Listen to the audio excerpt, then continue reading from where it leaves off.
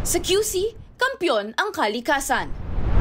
Ibinida ni Mayor Joy Belmonte ang climate initiatives ng Quezon City Government sa opening ceremony ng 6th session ng United Nations Environment Assembly Cities and Regions Summit sa Nairobi, Kenya, kasama ang iba-ibang global leaders. Kabilang sa mga na-highlight ang nagawang 25,000 good green jobs, mga polisiya kontra plastic at trash to cashback program. Si Mayor Joy ang naatasan bilang Summit Rapporteur para sa UNEA 6 kung saan ibabahagi niya ang buod ng mga napag-usapan sa Cities and Regions Summit. Bibigyang diin ng alkalde sa UNEA 6 ang kahalagahan ng paglalaan ng sapat na budget para sa epektibong pagpapatupad ng iba-ibang climate action initiatives. Sa ginanap na UNEA 20th Global Major Groups and Stakeholders Forum, ipinaliwanag din ni Mayor Joy kung bakit mahalaga ang kooperasyon ng lahat ng sangay ng gobyerno at stakeholders para tugunan ng banta ng climate change. Ang UNEA ang pinakamataas na decision-making body sa buong mundo para sa mga polisiya na may kinalaman sa kalikasan. Nagtanim ng higit 100 tree saplings sa Quezon City Hall, Lagoon ang mga kinatawa ng iba-ibang organisasyon at private sectors bilang bahagi ng 1 Million Tree Initiative. Mas mapapadali na ang pagre-recycle at pagsisegregate ng basura ng mga taga-District 3 kasunod ng pagbubukas ng bagong Materials Recovery Facility sa Barangay Villa Maria Clara. Itinampok sa Galing Puok Awards 30th Anniversary Exhibit ang 10 local government unit programs, kabilang na ang iRise Up na nasungkit ang parangal noong nakaraang taon. Nagumpisa na ang declogging operation sa mga kanal sa iba-ibang distrito sa lungsod bilang paghahanda sa paparating na rainy season. Ibinida ng pamalang lungsod ang food security program sa QC, gaya ng dumaraming urban farms sa pulong kasama ang mga kinatawan ng United Nations World Food Program. Nag-site visit ang mga kinatawan ng Resilient Cities Network at Temasek Foundation sa Manuel L. Quezon Elementary School na isa sa mga benepisyaryo ng Openness, Adaptation, Sensitization, Innovation, and Social Ties Schoolyard o OASIS program. Layo ng programa na madagdagan ng open at green spaces sa mga paaralan sa lungsod na lubos na naaapektuhan sakaling may heatwave at pagbaha. Bago ito, nilagdaan ang Memorandum of Understanding sa pagitan ng Quezon City Government, QC Schools Division Office at Global Resilient Cities Network sa tulong ng Temasek Foundation para sa pagpapatupad ng OASIS program. QC ang unang lungsod sa buong Asia na magpapatupad ng ganitong inisyatibo. Serbisyong tagos sa puso. Sumentro sa usaping heart health ang talakayan sa usapang QC. Naghatid ang guest experts ng mga dapat gawin kapag may inatake sa puso, mga tips para sa mas matibay na relasyon at mga quick workout na pwedeng gawin kahit nakaupo.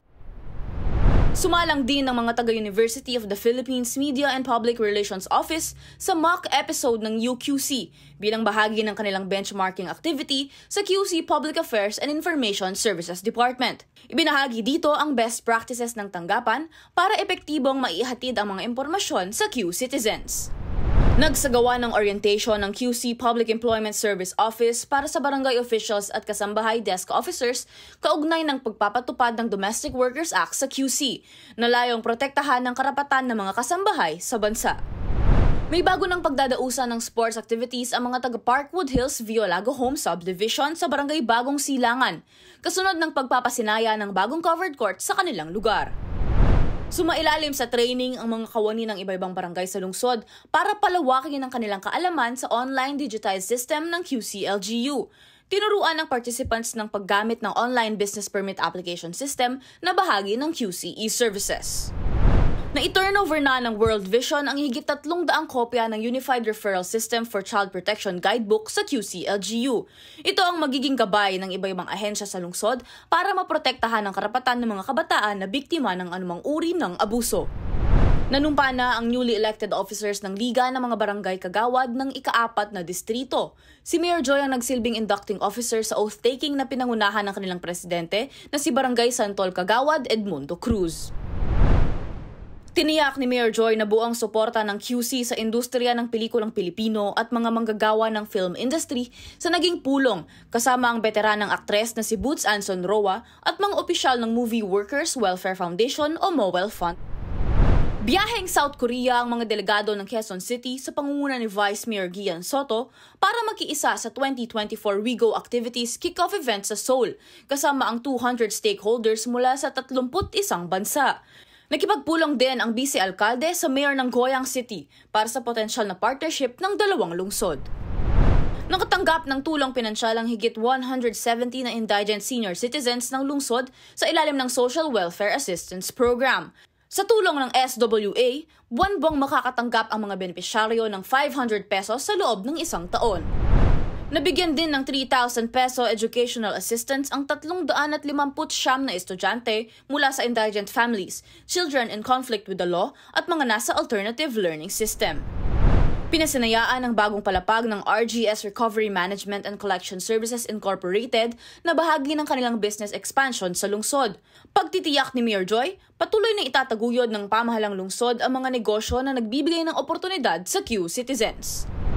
Nakiisa ang QC government sa Second Federation of the Therapeutic Communities in Asia International Conference. Tinalakay dito ang mga programa ng therapeutic communities para sa mga lulong sa iligal na droga.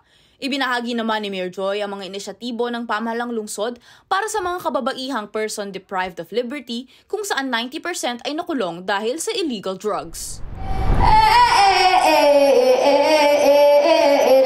Bilang bahagi ng National Arts Month, nag-alay ng isang traditional chant si National Commission for Culture and the Arts gawad sa Manilikha ng Bayan awardee at Tiboli Master Chanter Rosie Godwino Sula para sa patuloy na tagumpay ng Quezon City.